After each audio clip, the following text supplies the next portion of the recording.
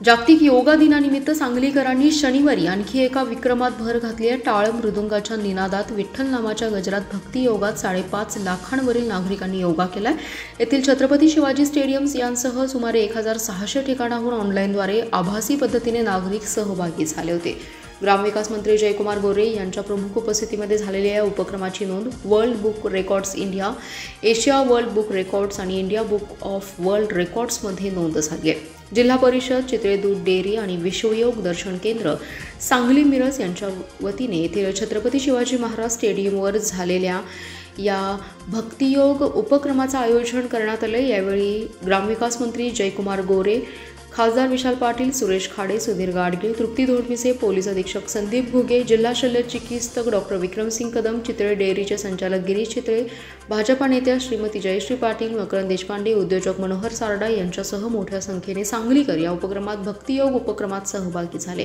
यावेळी अनेक जण वारकरीही पारंपरिक वेशात या उपक्रमात सहभागी झाले होते। त्यांनी टाळ मृदुंगाच्या निनादात आणि विठ्ठल नामाच्या गजरात विठ्ठलमय वातावरणात निर्माण केलं। या भक्तिमय वातावरणात योग विशारद डॉक्टर बाळकृष्ण चिटणीस यांनी ओघवत्या शैलीत आसनांची माहिती दिली आणि शास्त्रोक्त पद्धतीने आसने करण्याबाबत मार्गदर्शन केलं। त्यांच्या मार्गदर्शनाखाली उपस्थितांनी योग अभ्यास केला। उपक्रम संपताच त्यांनी हा प्रत्यक्ष आणि आभासी पद्धतीने झालेला विक्रम नोंद झाल्याचं जाहीर केलं। हा उपक्रम पार पडल्यानंतर जागेवरच या विक्रमाची नोंद झाल्याचं प्रमाणपत्र प्रदान करण्यात आले। खूपच सुंदर, खूपच भव्य दिव्य असा योग साधनेचा कार्यक्रम आज योग दिनाचं निमित्त साधून औचित्य साधून झाला।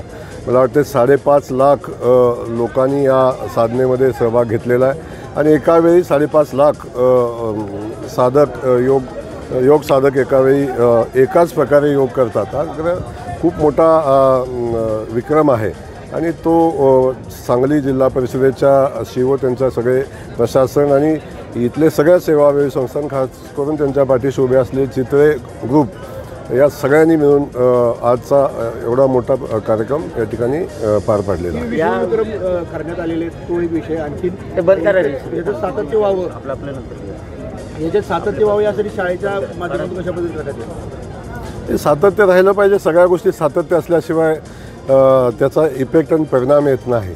तेव्हा योग दिनादिवशी ह्या योगाचं औचित्य आपण जेव्हा साधतो तेव्हा यातून एकच हे होतं की याचं अनुकरण करावं आणि याच्यामध्ये सातत्य असावं।